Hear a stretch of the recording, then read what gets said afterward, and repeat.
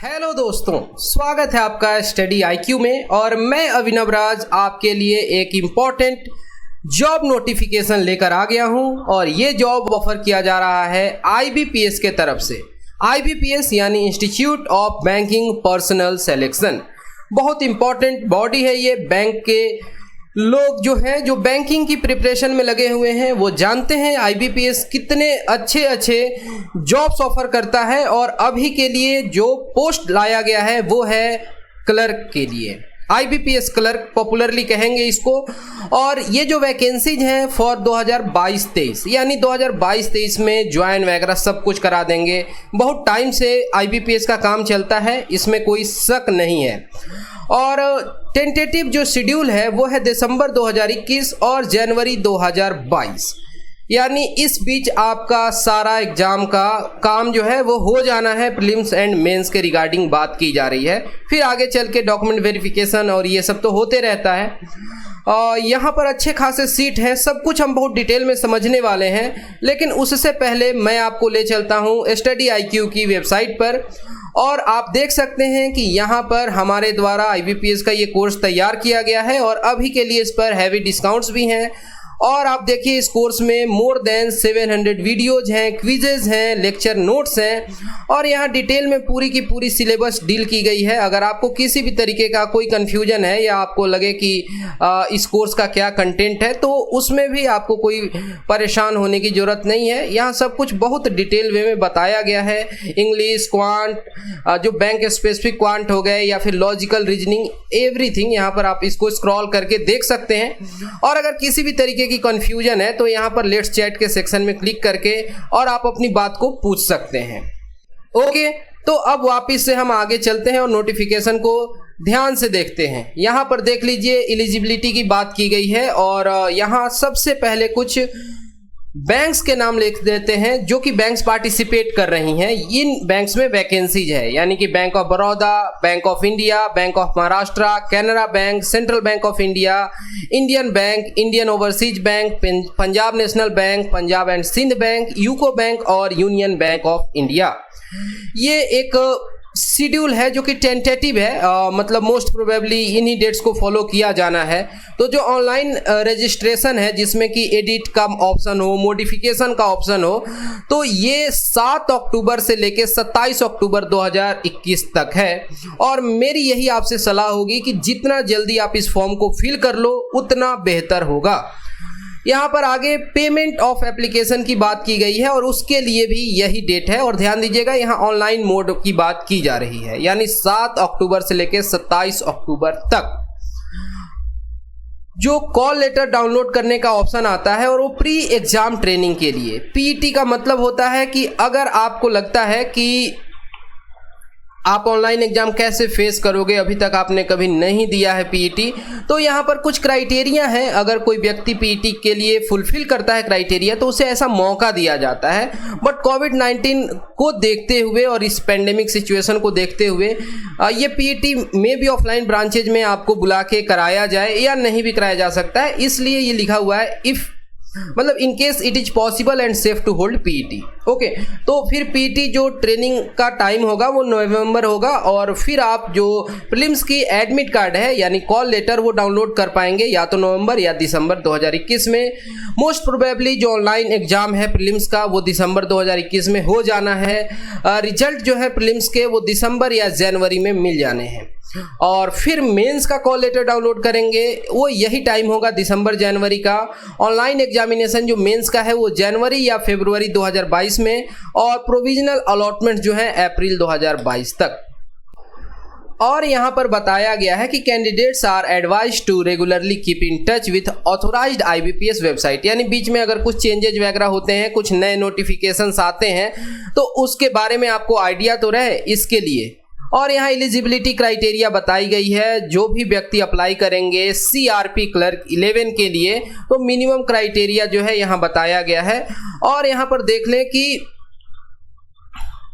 Candidates must necessarily produce the relevant documents in original and a photocopy in support of their identity and eligibility pertaining to category. अगर कोई category से belong करते हैं जैसे EWS या schedule caste या schedule tribe या other backward class, इस तरीके से नेशनलिटी का सर्टिफिकेशन होना चाहिए, एज प्रूफ होना चाहिए और एजुकेशनल क्वालिफिकेशंस, ये सब कुछ। और जब आपको कहे जाए कि डॉक्यूमेंट्स प्रोड्यूस करने हैं तो आपको प्रोड्यूस करने होंगे।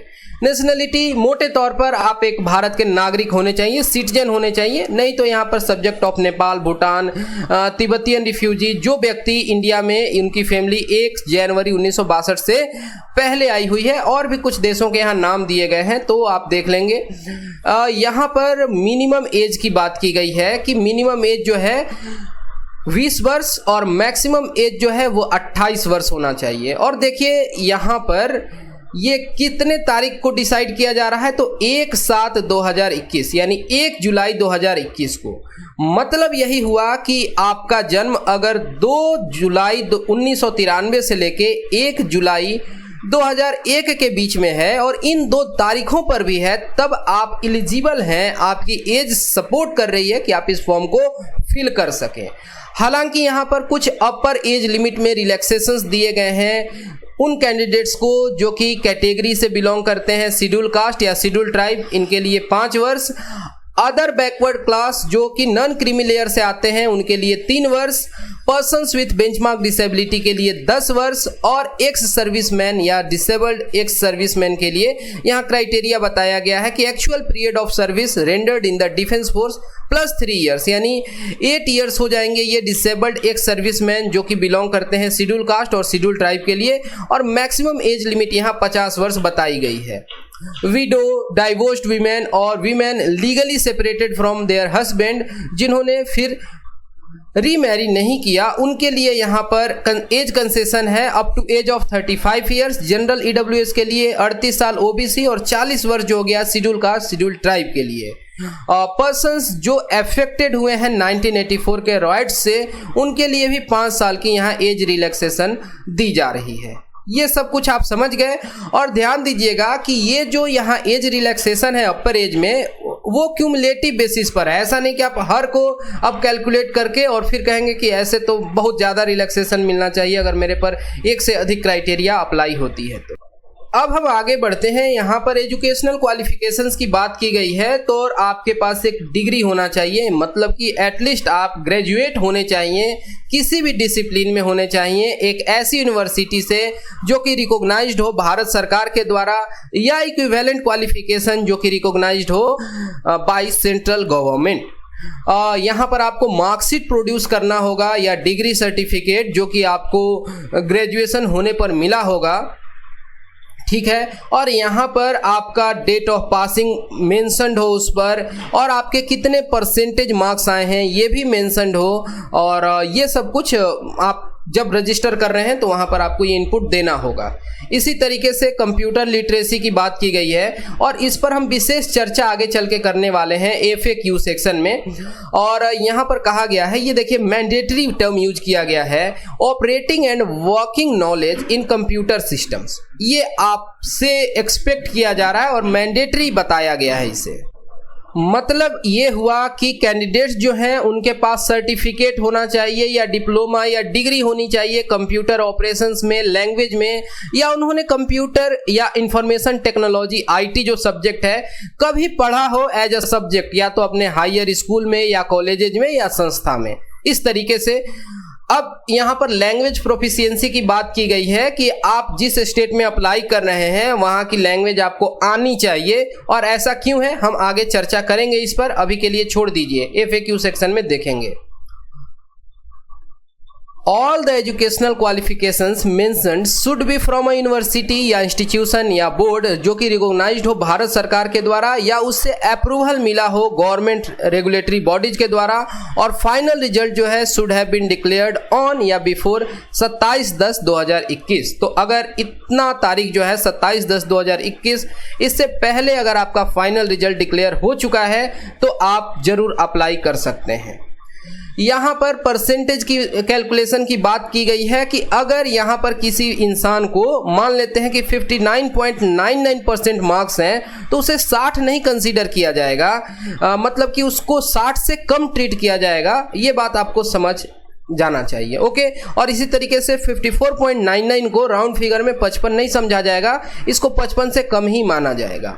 ये भी बात बता दी गई है। और यहाँ पर जो पर्सन्स हैं विथ बेंचमार्क डिसेबिलिटी उनके लिए बात की गई है और किस किस तरीके की क्राइटेरिया है यहाँ पर, इसको आप विशेष तौर पर देख सकते हैं इन केस आप पर इसमें से कोई क्राइटेरिया जो है वो अप्लाई होती है। तो यहाँ पर बहुत डिटेल वे में बताया गया है। अब यहाँ पर EWS की डेफिनेशन दी गई है और EWS सर्टिफिकेट आपके पास होना चाहिए और उसके लिए ये क्राइटेरिया है। इसी तरीके से आगे प्री एग्जाम ट्रेनिंग की बात की गई है, लेकिन यहाँ बता दिया गया है कि पेंडेमिक जो है कोविड-19 पेंडेमिक, इसको देखते हुए for the safety of candidates जो ये प्री एग्जाम ट्रेनिंग है ये हो सकता है कि इस बार नहीं कराया जाए। हालांकि इनकेस अगर होता है तो ये सारे सेंटर्स हैं, एक बार को आप देख सकते हैं और जो भी एलिजिबल कैंडिडेट्स हैं जिन्हें अवेल करना है प्री एग्जाम ट्रेनिंग यानी वो यहाँ पर अप्लाई कर सकते हैं। ओके, और चलते हैं आगे। यहाँ पर अब समझ लेते हैं जरा एग्जाम के पैटर्न को। तो जो प्रीलिम्स एग्जाम होगा यहाँ पर आप देखिए 3 तरीके के क्वेश्चंस आपसे पूछे जाने हैं, इंग्लिश लैंग्वेज के, न्यूमेरिकल एबिलिटी और रीजनिंग एबिलिटी के। जो मीडियम है, अब इंग्लिश के जो क्वेश्चंस हैं ऑब्वियसली इंग्लिश में ही होंगे और इंग्लिश के 30 सवाल आएंगे 30 मार्क्स के, बाकी मैथ्स और रीजनिंग के 35-35 सवाल आएंगे 35-35 नंबर के। तो ये 35 दूनी की 70 और 30 जुड़ गए तो टोटल 100 मार्क्स के 100 क्वेश्चंस आने हैं। और यहाँ पर सेक्शनल टाइमिंग है, यानी इंग्लिश के लिए 20 मिनट मैथ्स के लिए और 20 मिनट रीजनिंग के लिए, ओवरऑल 1 घंटे में। और यहाँ बताया गया है कि कैंडिडेट्स को सेक्शनल पेपर में क्वालिफाई करना होगा, तीनों टेस्ट में अलग अलग आपको क्वालिफाई करना होगा और ये सब जो मार्क्स वगैरह हैं ये IBPS डिसाइड करेगी उसके हिसाब से। अब यहाँ पर मेंस की बात कर लेते हैं। यहाँ पर 4 टेस्ट हो गए समझ लें तो, एक जनरल और फाइनेंशियल अवेयरनेस का, जनरल अवेयरनेस कह लें, फाइनेंशियल अवेयरनेस कर लें, दूसरा हो गया जनरल इंग्लिश, तीसरा है रीजनिंग एबिलिटी और कंप्यूटर एप्टीट्यूड और चौथा है क्वांट। यहाँ पर टोटल क्वेश्चंस देखें तो 190 पूछे जाने हैं, मार्क्स 200 होंगे और यहाँ पर जनरल अवेयरनेस और जनरल फाइनेंस अवेयरनेस के लिए यहाँ पर 35 मिनट का टाइम है, बाकी फिर इंग्लिश के लिए 35 मिनट, रीजनिंग के लिए 45 और क्वांट के लिए 45, यानी 160 मिनट, 190 सवाल और 200 मार्क्स के क्वेश्चंस होंगे। और यहाँ IBPS के पास पूरा हक होगा कि वो चेंजेज मॉडिफिकेशंस कर सकता है और ये पूरा राइट होल्ड करता है। अब यहाँ पर बात की गई है list of versions of test medium of exam for CRP clerk 11 according to state applied. अब यहाँ पर हम FAQ सेक्शन जब देखेंगे ना तो ये वाली चीज बहुत इंपॉर्टेंट होगी वहां पर। अभी थोड़ा सा इसे आप होल्ड करिए, बियर विथ मी, मतलब अभी आप थोड़ा सा इसे होल्ड करिए, please bear with me. Okay, और यहाँ पर आगे चल के ये कॉल लेटर के बारे में बताया गया है और आपको मालूम होना चाहिए कि यहाँ पर निगेटिव मार्किंग होती है, पेनाल्टी मार्क्स हैं। एग्जाम सेंटर की बात की गई है, यहाँ पर स्कोर, कट ऑफ, ये सब, प्रोविजनल अलॉटमेंट्स एंड ऑल।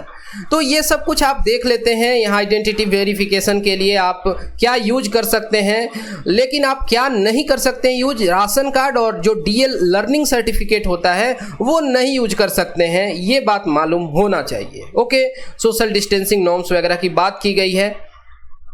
तो अब मैं आपको यहाँ FAQ सेक्शन में लेकर आ गया हूँ, फ्रीक्वेंटली आस्क्ड क्वेश्चंस, और इस बार के फॉर्म में कुछ लोगों को कुछ इश्यूज आ रहे हैं, उन इश्यूज को एड्रेस करना बहुत जरूरी है।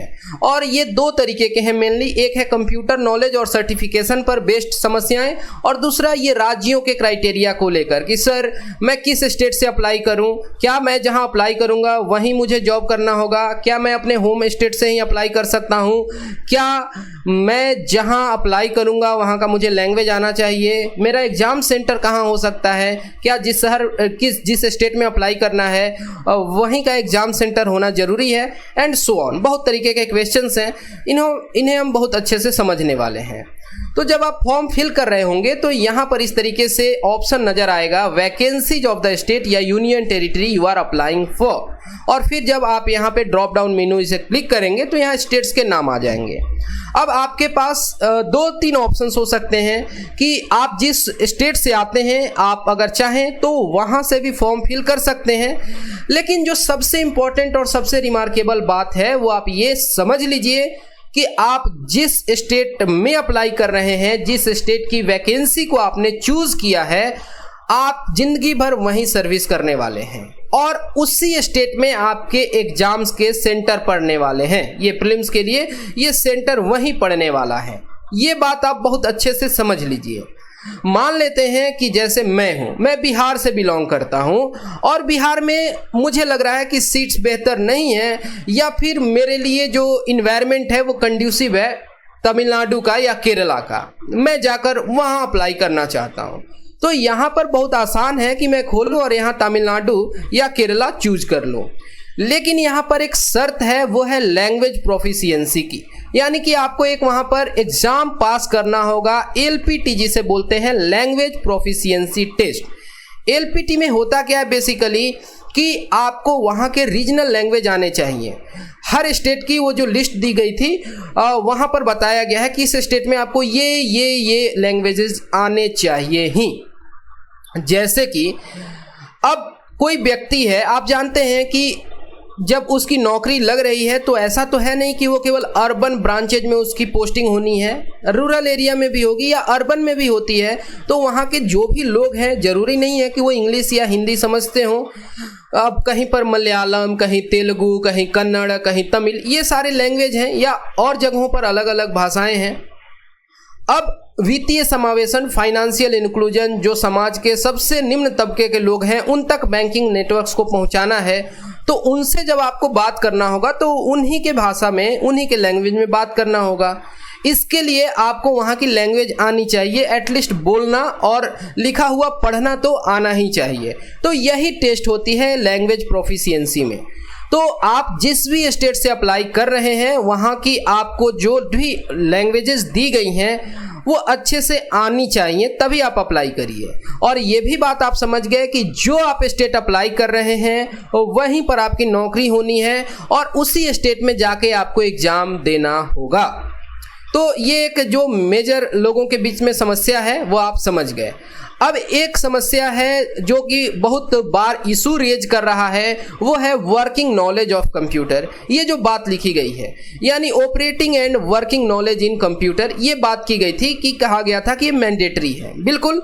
और अगर आप मान लेते हैं कि बीटेक है और तो बीटेक में कहीं ना कहीं फर्स्ट ईयर में आपका एक सब्जेक्ट जो है वो कंप्यूटर रहा ही है, तो वैसे लोगों को कोई समस्या नहीं है। या अगर आपने CCC सर्टिफिकेशन ले रखी है किसी मान्यता प्राप्त संस्था से तो वो भी ठीक है।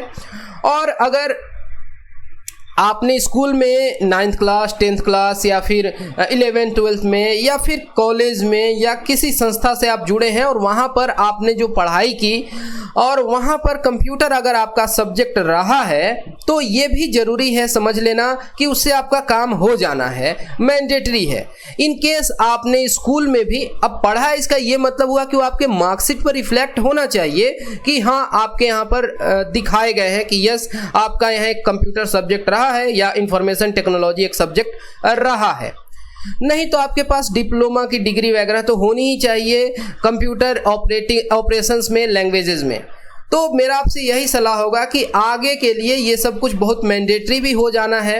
अगर आपके पास कंप्यूटर की नॉलेज है लेकिन डिग्री नहीं है, स्कूल में भी जो आपके सर्टिफिकेट्स मिले हैं उस पर नहीं मेंशन्ड है या इंस्टीट्यूशंस में, कॉलेजेस में, तो आपको जरूरी ही एक डिग्री ले लेनी चाहिए। आसानी से आप इस कोर्स को कर सकते हैं काफ़ी कम टाइम में और मान्यता प्राप्त संस्था से आप जरूर इस कोर्स को कर लें, तो आगे चल के आपको हमेशा फ़ायदा मिलता रहेगा। ओके और ये प्रोफिशिएंसी जो हो रही थी, ऑफिशियल लैंग्वेज की बात हो रही थी, इन ऑफिशियल लैंग्वेजेस को अभी हम देख लेंगे। तो ये लिस्ट देखिए, यहाँ पर आप देख पा रहे हैं कुछ लैंग्वेजेज की सूची दी हुई है। यहाँ बताया गया है यूनियन टेरिटरी या स्टेट और वहाँ पर कौन सी लैंग्वेज आनी चाहिए। जैसे कि बिहार, उत्तर प्रदेश में तो इंग्लिश और हिंदी ही है, बट यहाँ पर आप जैसे केरला देख लीजिए, यहाँ इंग्लिश हिंदी के साथ मलयालम है। कर्नाटका में इंग्लिश हिंदी के साथ कन्नड़ और कोंकणी है, और जम्मू कश्मीर में इंग्लिश हिंदी के साथ उर्दू है। लक्षद्वीप में इंग्लिश हिंदी के साथ मलयालम है, एंड सो ऑन। तो इसी की बात की गई थी और इसमें आपको बेहतर आइडिया होना चाहिए। तो मैं उम्मीद करता हूं कि इस स्पेसिफिक नोटिफिकेशन वीडियो से आपने बहुत कुछ सीखा होगा, आपको एक बेहतर इंफॉर्मेशन मिल चुका होगा और आपको जल्दी से इस फॉर्म को भर लेना चाहिए, फिल कर लेना चाहिए और एग्जाम की तैयारी में लग जानी चाहिए। अगर आपको किसी भी तरीके की कोई कंफ्यूजन है तो आप बेहिचक कमेंट सेक्शन में पूछ सकते हैं। और फिलहाल इस वीडियो में इतना ही। Thanks for watching and all the best for your upcoming exams.